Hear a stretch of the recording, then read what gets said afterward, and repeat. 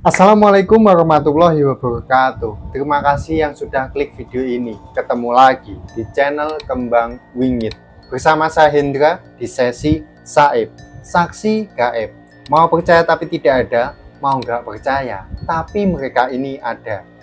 Cerita kali ini adalah pengalaman horor nyata dari website Thread Reader app dengan akun @payunghitam yang menceritakan hilangnya seorang pemuda selama 2 tahun dari desa terpencil.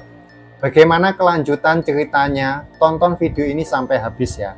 Oke, tanpa banyak cincong, langsung ambil cemilan, pasang headset kalian, kencangkan volumenya, rebahkan badan, pejamkan mata, dan kita mulai.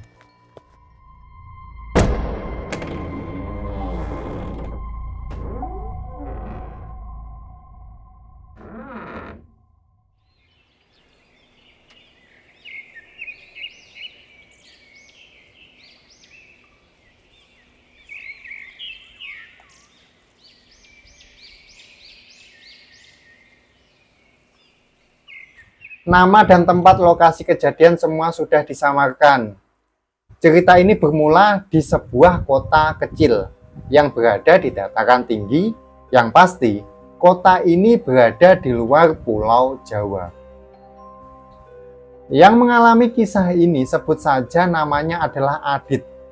Yang terjadi sudah cukup lama, yaitu di tahun 2004. Saat itu, Adit ini tinggal di kota kecil itu. Dia juga baru menikah dan baru punya 1 anak. Adit ini dibesarkan di kota itu, tapi sebenarnya keluarganya itu pendatang di kota tersebut. Karena asal aslinya keluarga Adit ini dari sebuah desa yang jaraknya sekitar 4 jam dari kota tersebut. Dan Adit ini juga lahir di desa tersebut. Kehidupan keluarga Adit di kota itu terbilang cukup sulit secara ekonomi. Mulai dari bapaknya Adit, almarhum Pak Rudin, sejak menetap di kota itu ya nggak punya pekerjaan. Pekerjaannya ini berubah-ubah karena penyakit yang nggak pernah sembuh. Tapi saat itu di tahun 2004, Pak Rudin ini udah lama meninggal. Adit juga saat itu udah menjadi kepala keluarga untuk istrinya dan 1 anaknya. Juga tidak mempunyai pekerjaan tetap waktu itu. Jadi si Adit ini cuman pekerja panggilan. Misalnya ada panggilan benerin genteng, parabola, bahkan gali sumur, ya Adit ini jabanin. Karena Adit ini baru bekerja dan panggilan-panggilan itu juga berasal dari tetangganya saja. Jadi jika tidak ada panggilan, ya Adit ini nggak kerja. Jadi status Adit waktu itu bisa dikatakan pengangguran. Sebenarnya ya aset harta semacam lahan, kebun, dan tanah orang tuanya punya banyak aset, tapi berada di desa asalnya. Sedangkan Adit ini kan berada di desa yang jaraknya 4 km dari desa asalnya. Adit ini selalu bingung kenapa orang tuanya ini lebih memilih ninggalin desa dengan banyak aset milik keluarga mereka dan lebih memilih tinggal di kota yang sulit mendapatkan pekerjaan. Adit ini udah beberapa kali minta izin dengan ibunya kalau dia ini mau pindah ke desa asal keluarganya itu. Yang dipikirkan Adit, daripada tinggal di kota dengan pekerjaan dan penghasilan yang tidak menentu, ya lebih baik tinggal di desa itu untuk bertani. Karena di sana banyak lahan kebun almarhum Pak Rudin yang bisa dimanfaatkan. Tapi ibunya ini selalu melarang Adit, bahkan sangat melarang Adit untuk menginjakkan kaki di desa itu. Oh ya, saat itu Adit ini belum pernah sama sekali ke desa itu ya, di masa dewasanya. Adit ini bingung dan selalu nanya, tapi ibunya ini selalu menjawab kalau keluarganya ada masalah dengan warga desa di sana. Ibunya ini takut kalau Adit ini ke sana, ntar warga desa di sana punya niatan jahat dengan Adit. Entah itu diguna-guna ataupun disantet. Adit pun selalu nanya, apa penyebab warga desa ini kok memusuhi keluarganya? Tetapi ibunya ini selalu menutupi soal itu dan hanya menganggap seolah-olah kalau Adit ini masih anak-anak yang belum pantas tahu soal hal itu. Karena udah resah dengan kehidupan yang tidak menentu itu, akhirnya tanpa persetujuan ibunya. Adit ini membawa istri dan 1 anaknya ke desa itu. Yang niat awalnya ini, Adit ini mau mencari tahu di mana letak lahan kebun Pak Rudin. Dan Adit ini berencana mau menetap di desa itu dengan menjadi petani di lahan kebun milik keluarganya.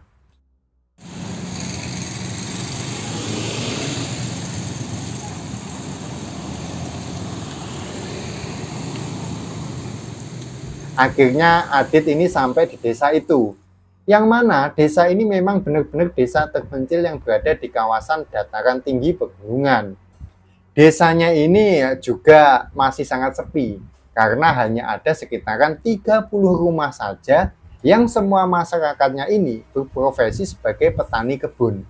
Di desa itu juga belum ada sekolah dan belum meratanya akses jalan yang bisa diakses kendaraan. Loh, kenapa bisa gitu? Dulunya itu desa itu hanya perkebunan, jadi bukan desa. Jadi karena petani pemilik kebun di wilayah itu harus memakan waktu seharian untuk menuju ke kebunnya, karena pada mulanya emang sama sekali tidak ada akses kendaraan. Jadi karena itulah banyak petani lebih memilih tinggal sementara di rumah kebun. Secara perlahan, makin banyak petani yang membangun rumah di kebun tersebut. Yang lambat laun, akhirnya banyak dari mereka yang lebih memilih untuk tinggal dan menetap di sana. Dan jadilah sebuah desa. Ya, jadi begitulah kira-kira sejarah desanya yang diceritakan oleh Adit ini ya. Soal Adit, akhirnya Adit ini pertama kalinya nyampe di desa itu. Semua masyarakat desa di sana ramah dan murah senyum jika melihat muka asing di desanya. Karena itu, akhirnya Adit pun mudah untuk memulai interaksi yang niatnya ini mau nanya-nanya soal lahan kebun milik Pak Rudin dan mencari kenalan Pak Rudin di desa itu. Yang dipikirkan Adit, siapa tahu masyarakat bisa ngasih informasi ya. Tapi saat masyarakat tahu kalau Adit ini adalah anak dari Pak Rudin, mereka yang tadinya ramah dan murah senyum, tiba-tiba menjadi takut dan menghindar dari Adit. Bukan cuma satu, tapi beberapa masyarakat desa semuanya ini begitu. Di sini, Adit mulai mikir soal yang diceritakan ibunya, kalau keluarganya ada masalah dengan warga. Sepertinya memang benar-benar ada masalah yang serius. Tapi Adit ini belum nyoba nyari tahu ya, karena tujuan utamanya bukan menyelesaikan masalah keluarganya. Akhirnya, Adit ini ketemu dengan salah satu warga desa yang sebut saja namanya Pak Hajir, yang ngaku sebagai teman baik dari Pak Rudin dulu. Akhirnya, Adit dan istrinya ini dibawa ke rumah Pak Hajir. Bahkan Pak Hajir ini mempersilahkan Adit untuk tinggal sementara di rumahnya. Pak Hajir ini juga ternyata tahu di mana letak lahan kebun milik Pak Rudin. Yang niatnya besoknya ini Adit ini mau dibawa ke sana dan ke beberapa lahan kebun milik bapaknya itu. Nah, singkat cerita besoknya Pak Hajir dan Adit, mereka berdua ini pergi ke lahan Pak Rudin.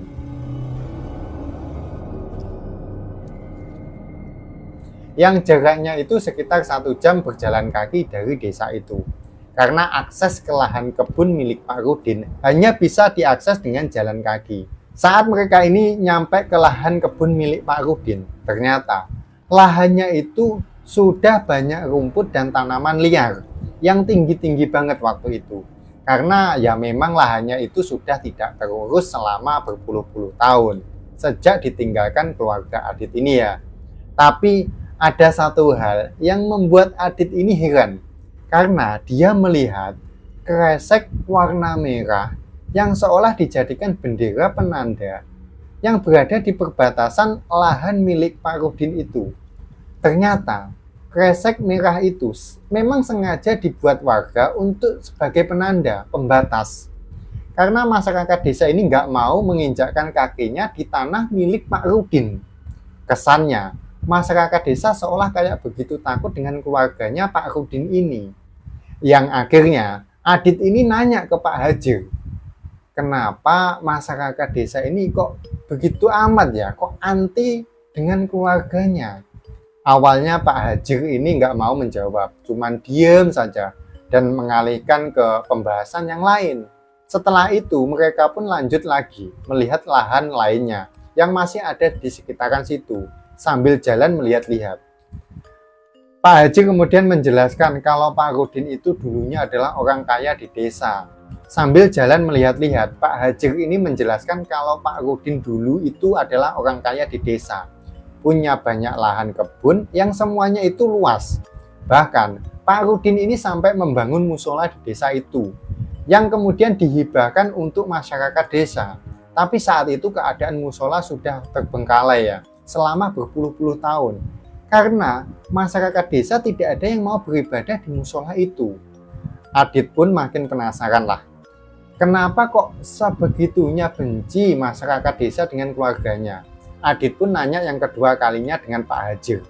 Tapi Pak Hajir ini hanya menjawab ya, kalau itu hanya masa lalu. Mungkin nanti masyarakat desa juga mulai terbiasa. Mereka pun sama-sama diam dan melanjutkan jalannya untuk melihat-lihat lahan lain milik Pak Rudin. Setelah mereka melihat-lihat semua lahan kebun milik Pak Rudin, ternyata semua lahan tersebut diberi penanda oleh warga. Adit pun makin kepikiran soal itu. Tapi Adit juga nggak begitu berusaha nyari tahu. Karena tujuan utama, sekali lagi ya, tujuan utama Adit hanya untuk mencari tahu di mana letak lahan milik bapaknya itu. Dan mulai memanfaatkan lahan itu dengan bertani. Setelah itu mereka balik ke desa. Dan besoknya, Adit sendirian pergi ke lahan kebunnya.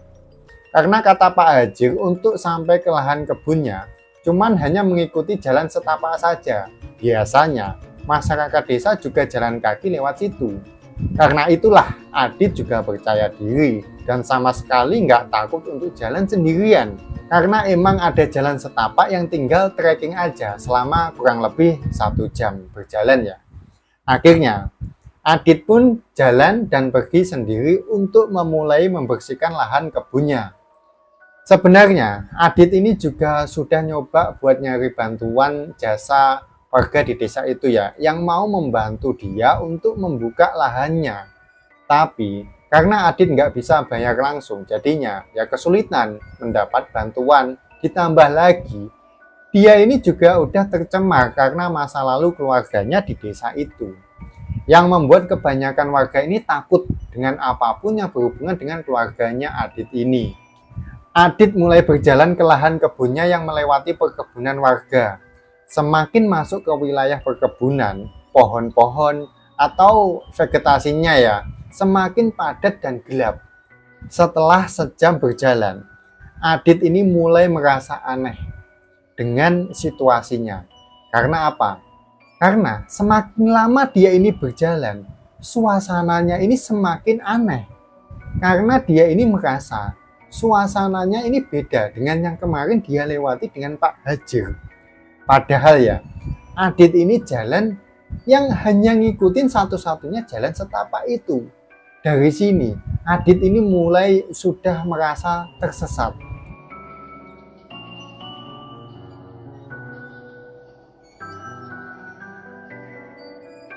Karena dia ada di situasi yang sama sekali asing bagi dirinya. Akhirnya, karena takut tersesat lebih lama lagi dan makan waktu lebih banyak lagi, akhirnya Adit ini memutuskan untuk putar balik, jalan ke arah desa. Setelah jalan balik, Adit ini benar-benar ngerasa aneh lagi. Karena dia ini ketemu dengan batang pohon tumbang yang nutupin jalan setapak tersebut. Pohon itu bukanlah pohon yang baru tumbang, melainkan pohon yang sudah lama tumbang dan menutupi jalannya. Pohon itu juga nggak gitu gede amat sih. Pokoknya ya masih bisa dilangkahin lah. Bisa kalau dilewatin. Masalahnya, saat sebelumnya dia lewat, Adit ini sama sekali nggak ketemu pohon tumbang yang nutupin jalan. Padahal jalan itu yang tadi dia lewati. Karena Adit ini putar balik, yang artinya melewati jalan yang beberapa menit yang dia lalui waktu itu. Tapi situasinya sudah berbeda lagi, termasuk pohon itu. Adit ini sudah merasa heran, tapi nggak gitu takut ya. Karena dia ini masih ada di jalan setapak yang biasa dia lalui. Yang artinya itu masih di tempat yang diakses manusia. Lalu, Adit pun terus jalan mengikuti jalan setapak dengan harapan ketemu warga. Tapi setelah terus berjalan dengan mengikuti jalan tersebut ya, Adit ini kaget karena mendengar suara air terjun. Dia ini terus berjalan, ternyata jalan setapak itu memang mengarah ke air terjun. Yang membuat Adit ini semakin heran. Ini sama seperti pohon tadi. Karena sebelumnya dia ini sama sekali nggak ngelihat ada air terjun. Bahkan kemarin pun saat dia jalan dengan Pak Hajir, Adit ini sama sekali nggak ketemu dengan air terjun. Yang dipikirkan Adit waktu itu, dia makin jauh tersesatnya. Tapi saat Adit ini ngelihat air terjun itu, dia ini benar-benar takjub. Karena air terjunnya ini memang benar-benar indah banget.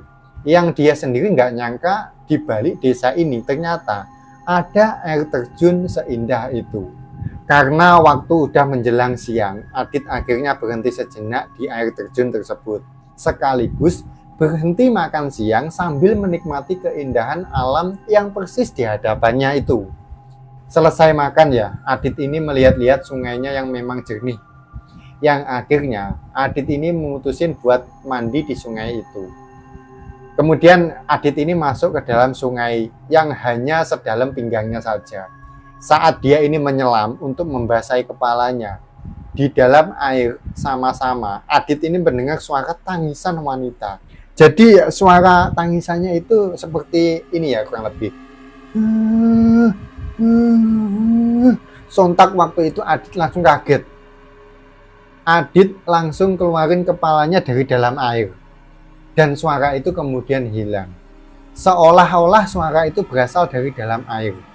Adit sempat merasa mungkin itu cuma perasaannya saja. Akhirnya dia ini mencoba sekali lagi memasukkan kepalanya ke dalam air sungai tersebut. Nah, setelah dia mencelupkan kepalanya ke air sungai itu lagi, ternyata benar. Ada suara wanita yang menangis waktu itu. Nah, waktu itu dia ini juga ngerasa kalau suara itu familiar banget. Tapi dia nggak tahu itu suara apa. Akhirnya, karena udah takut ya, Adit pun ini langsung pakai baju dan pergi melanjutkan perjalanannya yang mengikuti jalan setapaknya tadi, yang memang terputus di sungai itu. Tapi di sungai itu semacam ada jembatan, tapi bukan jembatan persisnya, karena cuma sebatang pohon besar yang seolah digunakan warga untuk nyebrang sungai. Karena di seberang sungai jalan setapak itu masih berlanjut. Adit ini terus mengikuti jalannya. Lalu enggak lama kemudian Adit ini mulai tenang karena melihat ada asap. Dia pun mencoba nyari sumber asap tersebut, yang ternyata asapnya ini bersumber dari satu gubuk. Ternyata di sana ada seorang bapak-bapak petani yang sedang duduk di hadapan api.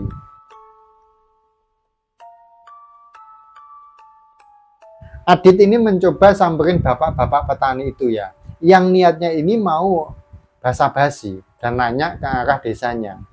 Tapi saat Adit ini nanya arah mana ke desa, bapak petani itu malah nawarin Adit untuk makan siang. Jadi karena sebelumnya Adit ini udah makan dan masih kenyang, dia ini nolak secara sopan ya ajakan bapak-bapak petani itu. Dia nolak secara sopan ajakan bapak-bapak petani itu. Lalu bapak petani itu jawab yang buat Adit ini heran karena dia ini bilang begini, ayolah makan, saya sudah siapkan makanan untuk Nak Adit. Adit heran, yang seolah-olah bapak petani itu sudah nunggu dia. Dan dia juga tahu nama Adit. Padahal sebelumnya Adit ini belum ngasih tahu namanya. Disinilah Adit masih mikir, mungkin saja bapak-bapak petani itu juga sama kayak Pak Hajir, teman bapaknya dulu, mungkin ya. Tapi tetap itu benar-benar aneh, sangat aneh. Mau nanya pun dia nggak berani, lalu bapak petani itu ngajak Adit masuk ke gubuknya untuk makan. Betapa kagetnya si Adit ini melihat makanan yang sudah disiapkan 2 porsi, yang benar-benar sudah siap di piring. Makanannya ini juga sedikit aneh dengan situasi rumah gubuk yang berada di tengah-tengah hutan dan perkebunan. Tapi makanannya ini yang ada di dalam gubuk bapak-bapak petani itu benar-benar makanan yang sangat mewah. hingga lengkap dengan buah-buahannya seperti anggur, apel, dan juga jeruk. Makanan juga benar-benar enak hingga Adit pun benar-benar lahap makannya. Saat sedang makan, bapak petani itu tiba-tiba ngomong yang buat Adit ini bingung karena sama sekali nggak ngerti maksudnya apa. Dia itu ngomong gini, bapakmu dulu tidak menepati janji. Sekarang semua yang dimiliki bapakmu bukan milik kalian lagi. Adit benar-benar kebingungan. Maksudnya apa ini? Hingga Adit ini memberanikan diri untuk nanya, maksudnya apa? Tadi bapak petani itu kembali mengulangi ucapannya. Bapakmu tidak menepati janjinya. Berulang kali bapak petani itu ngulangin kalimat itu berkali-kali. Tapi ya Adit ini sama sekali nggak ngerti. Akhirnya Adit pun ini nggak berani nanya lagi. Dia ini hanya mengangguk-angguk yang seolah-olah mengerti maksud dari bapak petani itu. Setelah selesai makan, bapak petani itu mempersilahkan Adit untuk pulang ke desanya. Yang katanya, ikutin saja jalan setapak itu. Nanti akan tiba di desa. Adit pun kemudian pamit dan lanjut perjalanannya dengan mengikuti jalan setapak itu. Baru beberapa menit Adit ini jalan, dia langsung ingat situasi jalannya yang persis kayak kemarin dia lewati dengan Pak Hajir. Dia terus jalan gak lama kemudian, yang saat itu sudah sore lah. Adit pun sampai di desa. Sesampainya di desa, Adit berpapasan dengan salah satu warga. Tapi saat warga itu melihat Adit, dia ketakutan, bener-bener kayak ngelihat hantu. Yang akhirnya warga itu pun lari ketakutan. Gak lama kemudian, Adit ini didatangi dengan kerumunan warga yang semuanya ini histeris melihat Adit. Yang akhirnya Adit ini dibawa ke rumah Ustadz, karena di desa itu biasanya kalau ada masalah yang berkaitan dengan hal-hal gaib, misal kayak kerasukan dan lain-lain, Ustadz itu selalu dipercaya warga untuk membantu menyelesaikan masalahnya. Awalnya ini Adit juga bingung, tanpa basa-basi dia langsung dibawa warga ke rumah Pak Ustadz di sana. Dan di sana Adit ini didudukkan dan menjadi tontonan warga yang berkerumunan melihat Adit ini ya. Nah, kemudian kenapa bisa warga ini membawa Adit ke rumah Ustadz? Ternyata Adit ini sudah hilang selama 2 tahun. Yang saat itu istri dan anaknya pun sudah balik ke kota. Karena Adit ini tidak ditemukan. Jadi ceritanya, saat Adit ini pergi sendiri ke lahan kebunnya, dia ini nggak kembali lagi. Hingga dia ini dinyatakan hilang tersesat di hutan wilayah desa itu. Karena itulah keluarga Pak Hajir dan dibantu beberapa warga, termasuk Pak Ustadz juga sudah mencari Adit hingga menelusuri hutan. Tapi hingga berminggu-minggu, Adit ini nggak ditemukan. Karena sudah lama berminggu-minggu, Adit tidak ditemukan. Istrinya ini seolah-olah pasrah kalau Adit udah nggak ada. Hingga istrinya pun balik ke kotanya tanpa Adit. Kemudian hingga setelah 2 tahun Adit ini hilang, yang mana warga juga udah mulai lupa dengan kejadian itu. Tiba-tiba saja Adit ini kembali dengan keadaan segar yang sama sekali nggak terlihat kalau dia ini dalam keadaan kritis. Karena biasanya orang yang bertahan hidup di hutan atau tersesat di hutan, pasti keadaannya ini sangat kritis. Tapi Adit ini benar-benar normal. Jadi seperti layaknya orang yang baru pulang dari kebun. Tapi yang dirasakan Adit, kalau dia ini tersesat hanya seharian saja. Tapi betapa kagetnya Adit saat itu, saat dia sedang ada di rumah Pak Ustadz, itu sudah tahun 2006. Padahal saat dia ini ke lahan kebunnya itu, di tahun 2004. Dengan penjelasan Adit, akhirnya Adit ini dibawa ke rumah Pak Hajir.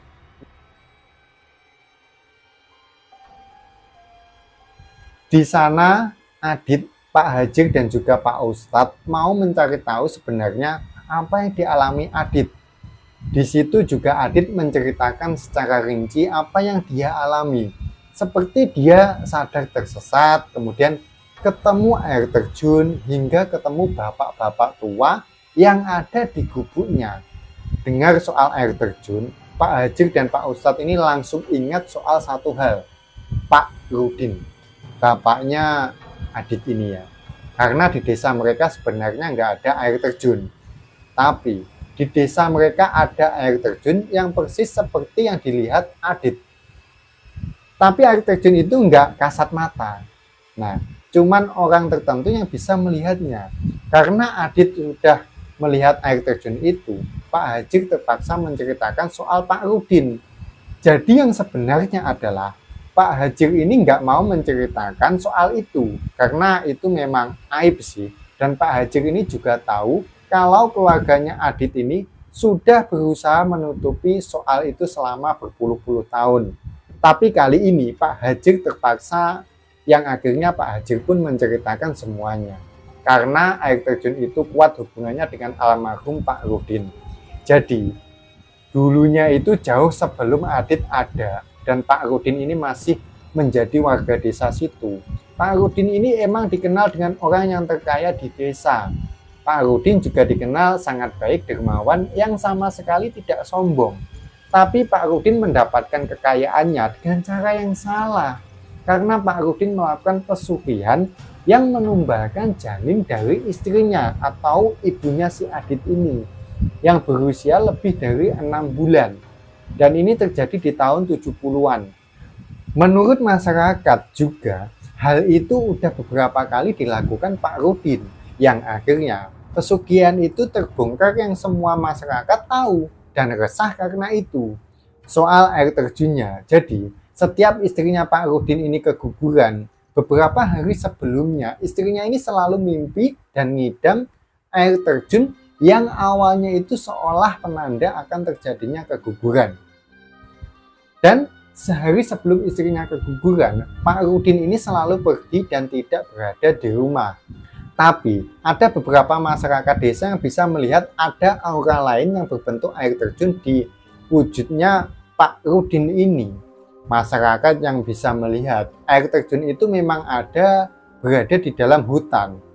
Pak Rudin telah mempersembahkan janin bernyawa dari istrinya ke air terjun itu untuk mendapatkan apa yang dia inginkan.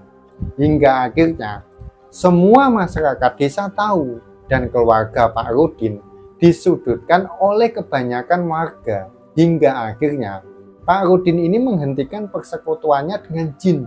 Tapi untuk menghentikan persekutuannya ini nggak segampang itu, karena yang awalnya jin sebagai sekutu saat itu berubah menjadi musuh.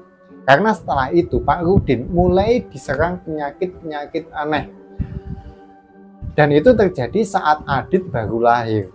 Karena itu Pak Rudin pindah dan kabur dari desa itu ke sebuah kota kecil, di mana Adit ini dibesarkan.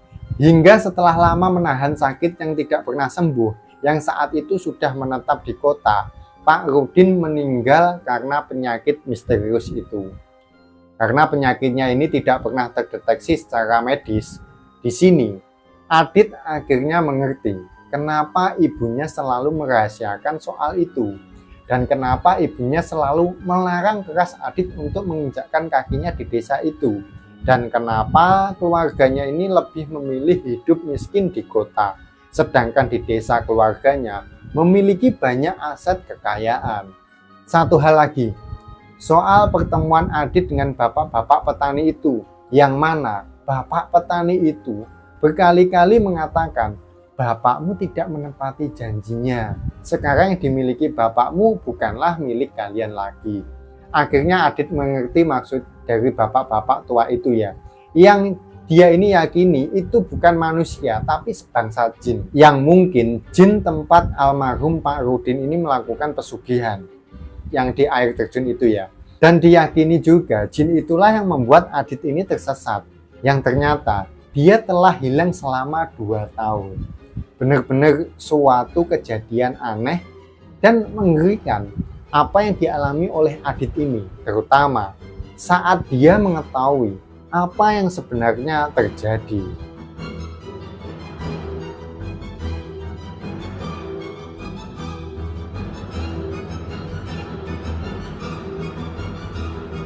Oke guys, itulah tadi cerita horor tentang hilangnya seorang pemuda selama 3 tahun dari desa terpencil. Bagi kalian yang ingin mengirimkan cerita pengalaman horor, silahkan kirim cerita kalian ke email di bawah ini ya. Nanti saya akan bawakan di sesi cerita kalian. Cukup sekian video kali ini. Saya Hendra undur diri. Ketemu lagi di video selanjutnya. Dan bye.